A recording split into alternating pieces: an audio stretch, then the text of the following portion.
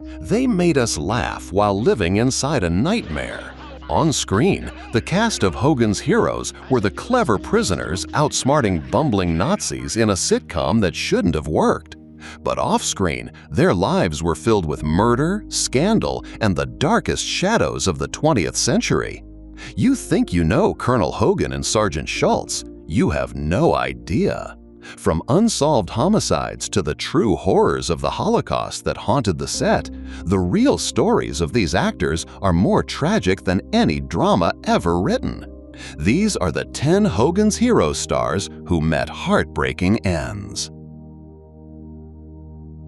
Number 10. Ivan Dixon, Staff Sergeant James Kinchloe. He was the cool, calm radio expert who kept the team connected to the outside world. But Ivan Dixon was fighting a war his character wasn't allowed to mention.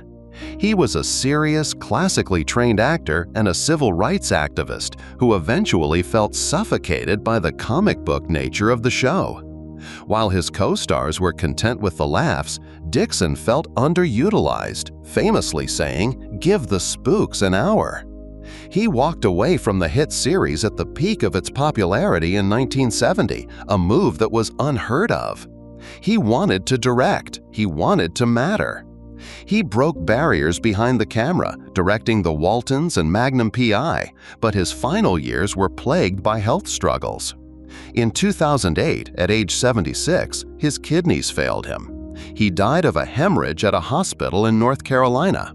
A pioneer who had to leave his biggest success to find his soul. Number 9. Sigrid Valdis, Hilda. She was the bubbly, beautiful secretary Hilda who eventually won the heart of Colonel Hogan in real life. Sigrid Valdis married the show's star Bob Crane on the set in 1970.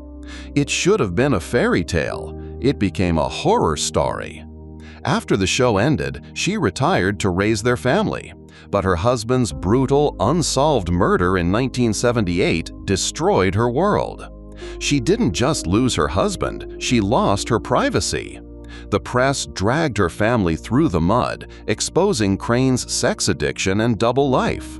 She spent decades trying to protect his memory, fighting against the autofocus biopic that painted him as a monster. In the end, the stress and sorrow took their toll. She died of lung cancer in 2007 at age 72 while visiting her daughter in Anaheim.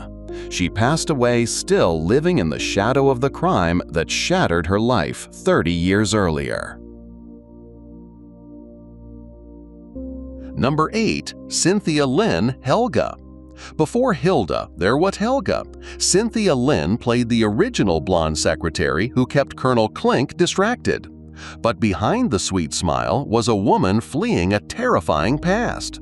Born in Latvia, she had escaped the Soviet occupation, running for her life with her mother. Hollywood was supposed to be her safe haven. Instead, it gave her a life of almosts and secret heartbreaks.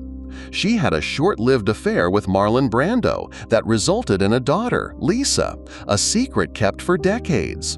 After being replaced on the show, her career stalled.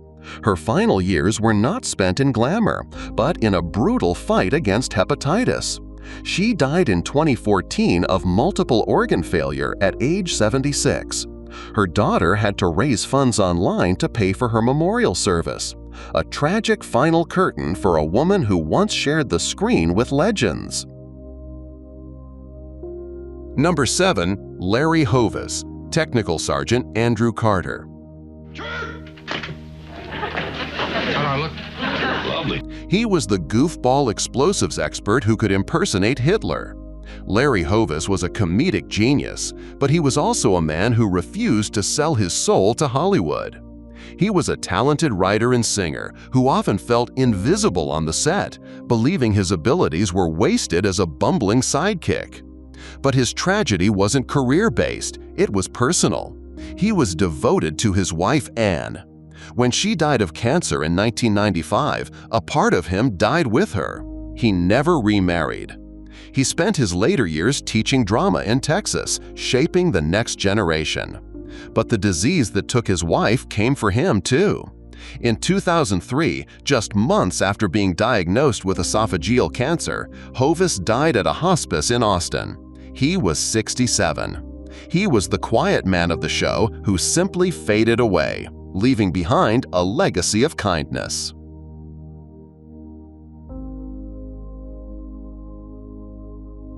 Number 6. Kenneth Washington, Sergeant Richard Baker. When Ivan Dixon walked away, Kenneth Washington stepped into the line of fire. Joining the cast for the final season, he broke a barrier, becoming one of the first black actors with a regular role in a 70s sitcom. He had huge shoes to fill, and he filled them with grace. But joining a show in its final stretch meant he never got the full run he deserved. After Hogan's Heroes, he fought against the typecasting that limited black actors of his era, finding work in Star Trek and various technical roles, but never quite landing that next breakout part. He became a counselor and teacher, using his voice to help others. He was the last surviving main cast member, the final keeper of the flame. On July 18, 2025, he died of cardiopulmonary arrest and prostate cancer at 88. With his passing, the barracks of Stalag 13 finally fell silent. Number 5. Robert Clary, Corporal Louis Lebeau. He was the feisty French chef who could cook his way out of anything.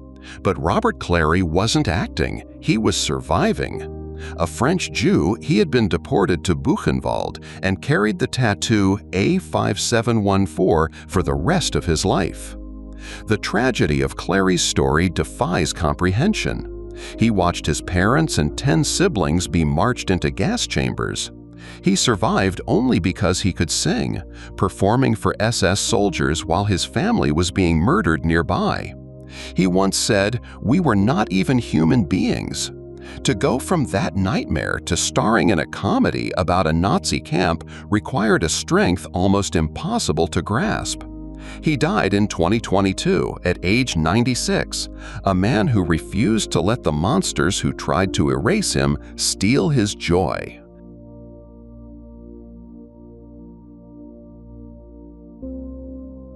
Number 4. John Banner, Sgt Schultz.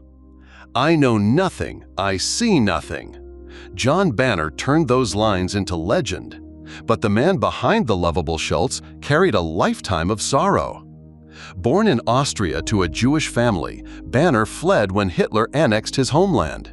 He escaped, his family did not. His parents and siblings were killed in the camps. Banner took the role of Schultz to mock the Nazis, turning them into fools instead of fearsome villains. But the pain stayed with him. In a tragic twist, he returned to his hometown of Vienna in 1973. On his 63rd birthday, he suffered an abdominal hemorrhage and died instantly. He passed away in the city that had once cast him out. Number 3.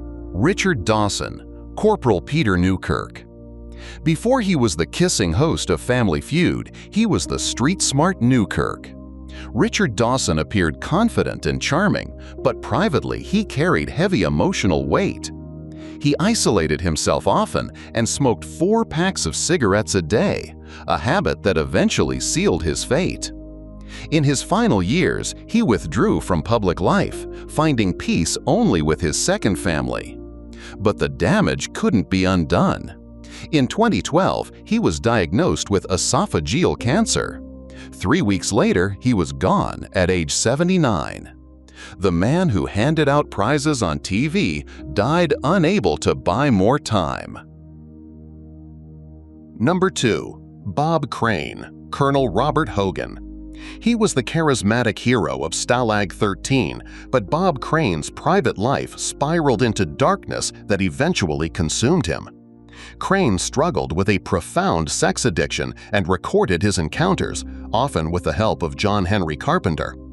After the show's cancellation, his career fell apart, leaving him performing in dinner theater in Scottsdale, Arizona. It was there in June 1978 that someone bludgeoned him to death as he slept.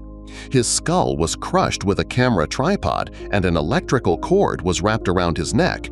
The murder remains unsolved. Crane didn't just die, he became the center of one of Hollywood's most disturbing mysteries.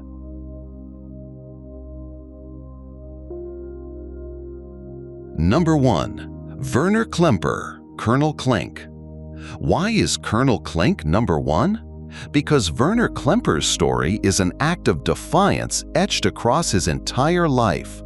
A German Jew, he fled the Nazis with his family after his father, a famous conductor, was targeted. He later served in the U.S. Army during World War II, fighting the regime that wanted him dead. When he accepted the role of Colonel Klink, he insisted on one rule: if Klink ever wins, I quit.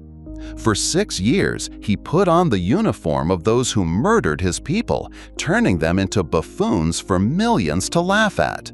The emotional weight of that choice was enormous. He died of cancer in 2000 at age 80. His ashes were scattered at sea, releasing him from the uniform, the role, and the burden he carried for a lifetime. These actors carried real pain, yet still gave us moments to laugh. If this video meant something to you, consider subscribing and let me know in the comments which story stayed with you the most. See you in the next video. Well, mon pote. Take care, eh?